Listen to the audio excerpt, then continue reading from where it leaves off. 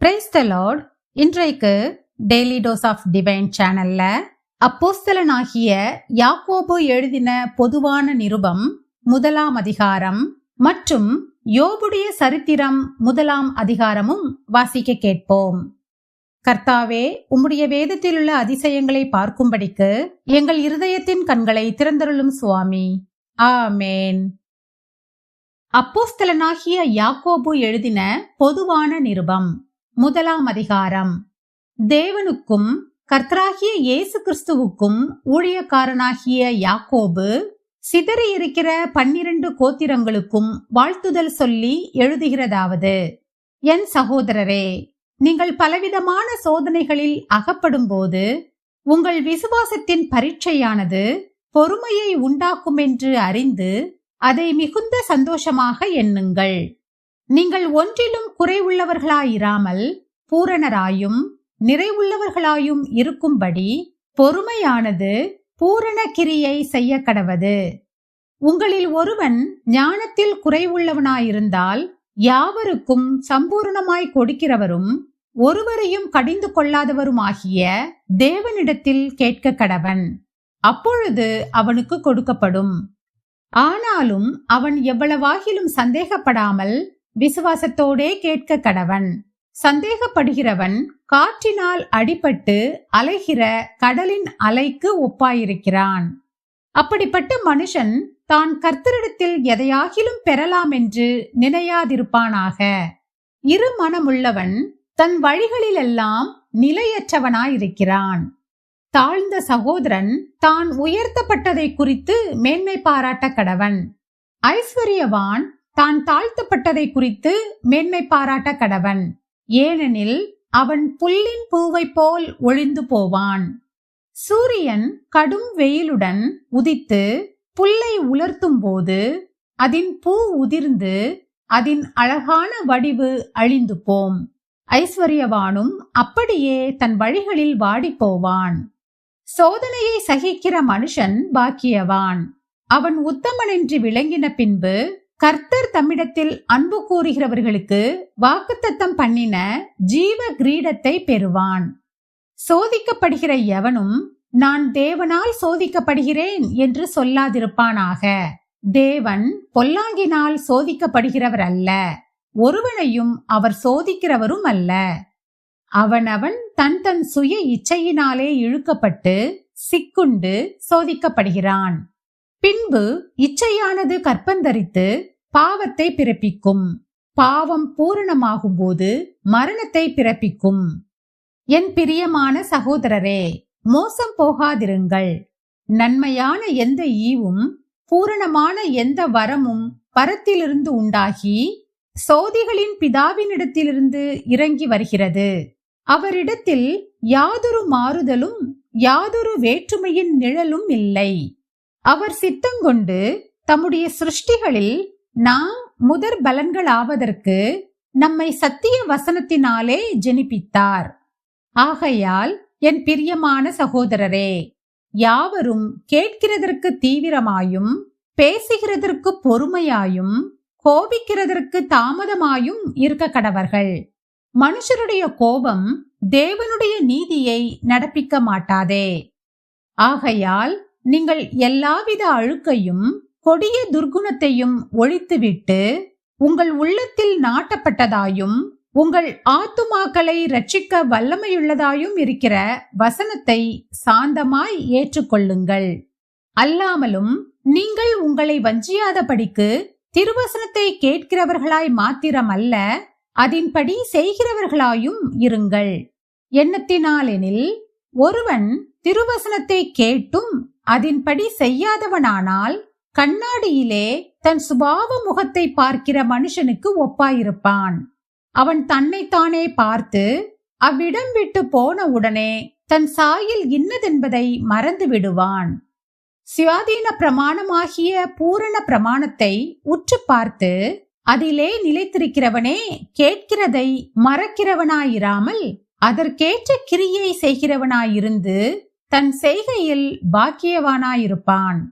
உங்களில் ஒருவன் தன் நாவை அடக்காமல் தன் இருதயத்தை வஞ்சித்து தன்னை தேவ பக்தியுள்ளவன் என்று எண்ணினால் அவனுடைய தேவ பக்தி வீணாயிருக்கும். திக்கற்ற பிள்ளைகளும் விதவைகளும் படுகிற உபத்திரவத்திலே அவர்களை விசாரிக்கிறதும் உலகத்தால் கரைப்படாத படிக்கு தன்னை காத்து கொள்ளுகிறதுமே பிதாவாகிய தேவனுக்கு முன்பாக மாசில்லாத சுத்தமான பக்தியாயிருக்கிறது. யோபுடைய சரித்திரம் 1ஆம் அதிகாரம். ஊத்ஸ் தேசத்திலே யோபு என்னும் பேர் கொண்ட ஒரு மனுஷன் இருந்தான். அந்த மனுஷன் உத்தமனும் சன்மார்க்கனும் தேவனுக்கு பயந்து பொல்லாப்புக்கு விலகுகிறவனுமாயிருந்தான். அவனுக்கு 7 குமாரரும் 3 குமாரத்திகளும் பிறந்தார்கள். அவனுக்கு 7000 ஆடுகளும் 3000 ஒட்டகங்களும் 500 ஏர் மாடுகளும் 500 கழுதைகளுமாகிய மிருக ஜீவன்கள் இருந்ததுமன்றி திரளான பணிவிடைக்காரரும் இருந்தார்கள். அதனால் அந்த மனுஷன் கிழக்கத்தி புத்திரர் எல்லாரிலும் பெரியவனாயிருந்தான். அவன் குமாரர் அவனவன் தன் தன் நாளிலே தன் தன் வீட்டிலே விருந்து செய்து தங்கள் 3 சகோதரிகளையும் தங்களோடே போஜனம் பண்ணும்படி அழைப்பார்கள். விருந்து செய்கிற அவரவருடைய நாள் முறை முடிகிற போது யோபு, ஒருவேளை என் குமாரர் பாவம் செய்து தேவனை தங்கள் இருதயத்திலே தூஷித்திருப்பார்கள் என்று சொல்லி அவர்களை அழைத்தனுப்பி பரிசுத்தப்படுத்தி அதிகாலமே எழுந்து அவர்கள் எல்லாருடைய லக்கத்தின்படியேயும் சர்வாங்க தகன பலிகளை செலுத்துவான். இந்த பிரகாரமாக யோபு அந்நாட்களில் எல்லாம் செய்து வருவான். ஒரு நாள் தேவபுத்திரர் கர்த்தருடைய சந்நிதியில் வந்து நின்றபோது சாத்தானும் அவர்கள் நடுவிலே வந்து நின்றான். கர்த்தர் சாத்தானை பார்த்து, நீ எங்கே இருந்து வருகிறாய் என்றார். சாத்தான் கர்த்தருக்கு பிரதித்திரமாக, பூமி எங்கும் உலாவி அதில் சுற்றித் திரிந்து வருகிறேன் என்றான். கர்த்தர் சாத்தானை நோக்கி, என் தாசனாகிய யோபின் மேல் கவனம் வைத்தாயோ? உத்தமனும் சன்மார்க்கனும் தேவனுக்கு பயந்து பொல்லாப்புக்கு விலகுகிறவனுமாகிய அவனைப் போல பூமியில் ஒருவனும் இல்லை என்றார். அதற்கு சாத்தான் கர்த்தருக்கு பிரதியுத்தரமாக, யோபு விருதாவாகவா தேவனுக்கு பயந்து நடக்கிறான்? நீர் அவனையும் அவன் வீட்டையும் அவனுக்கு உண்டான எல்லாவற்றையும் சுற்றி வேலியடைக்கவில்லையோ? அவன் கைகளின் கிரியையை ஆசீர்வதித்தீர். அவனுடைய சம்பத்து தேசத்தில் பெருகிற்று. ஆனாலும் உம்முடைய கையை நீட்டி அவனுக்கு உண்டானவையெல்லாம் தொடுவீரானால் அப்பொழுது அவன் உமது முகத்துக்கு எதிரே உம்மை தூஷிக்கானோ பாரும் என்றான். கர்த்தர் சாத்தானை நோக்கி, இதோ அவனுக்கு உண்டானவை எல்லாம் உன் கையில் இருக்கிறது, அவன் மேல் மாத்திரம் உன் கையை நீட்டாதே என்றார். அப்பொழுது சாத்தான் கர்த்தருடைய சந்நிதியை விட்டு புறப்பட்டு போனான். பின்பு ஒரு நாள் யோபுடைய குமாரரும் அவன் குமாரத்திகளும் தங்கள் மூத்த சகோதரன் வீட்டிலே புசித்து திராட்சரசம் குடிக்கிற போது ஒரு ஆள் அவனிடத்தில் வந்து, எருதுகள் உழுகிற போது கழுதைகள் அவைகளின் பக்கத்திலே மேய்ந்து கொண்டிருக்கையில் சபேயர் அவைகள் மேல் விழுந்து அவைகளை சாய்த்து கொண்டு போனார்கள். வேலையாட்களையும் பட்டய கருக்கினால் வெட்டி போட்டார்கள். நான் ஒருவன் மாத்திரம் தப்பி அதை உமக்கு அறிவிக்கும்படி வந்தேன் என்றான். இவன் இப்படி பேசிக் கொண்டிருக்கையில் வேறொருவன் வந்து வானத்திலிருந்து தேவனுடைய அக்கினி விழுந்து ஆடுகளையும் வேலையாட்களையும் சுட்டெரித்து போட்டது. நான் ஒருவன் மாத்திரம் தப்பி அதை உமக்கு அறிவிக்கும்படி வந்தேன் என்றான்.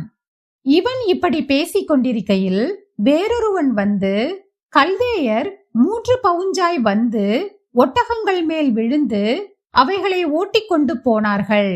வேலையாட்களையும் பட்டய கருக்கினால் வெட்டி போட்டார்கள். நான் ஒருவன் மாத்திரம் தப்பி அதை உமக்கு அறிவிக்கும்படி வந்தேன் என்றான். இவன் இப்படி பேசிக் கொண்டிருக்கையில் வேறொருவன் வந்து, உம்முடைய குமாரரும் உம்முடைய குமாரத்திகளும் தங்கள் மூத்த சகோதரன் வீட்டிலே புசித்து திராட்சரசம் குடிக்கிற போது வனாந்திர வழியாய் பெருங்காற்று வந்து அந்த வீட்டின் 4 மூலையிலும் அடிக்க அது பிள்ளைகளின் மேல் விழுந்ததினால் அவர்கள் இறந்து போனார்கள். நான் ஒருவன் மாத்திரம் தப்பி அதை உமக்கு அறிவிக்கும்படி வந்தேன் என்றான். அப்பொழுது யோபு எழுந்திருந்து தன் சால்வையை கிழித்து தன் தலையை சிரைத்து தரையிலே விழுந்து பணிந்து, நிர்வாணியாய் என் தாயின் கற்பத்திலிருந்து வந்தேன், நிர்வாணியாய் அவ்விடத்துக்கு திரும்புவேன். கர்த்தர் கொடுத்தார், கர்த்தர் எடுத்தார், கர்த்தருடைய நாமத்துக்கு ஸ்தோத்திரம் என்றான். இவை எல்லாவற்றிலும் யோபு பாவம் செய்யவும் இல்லை, தேவனை பற்றி குறை சொல்லவும் இல்லை. நாம் ஜெபிப்போம். அன்பின் பரலோக பிதாவே, இந்த அருமையான காலை வேளையை தந்ததற்காக உமக்கு நன்றி ஏசப்பா.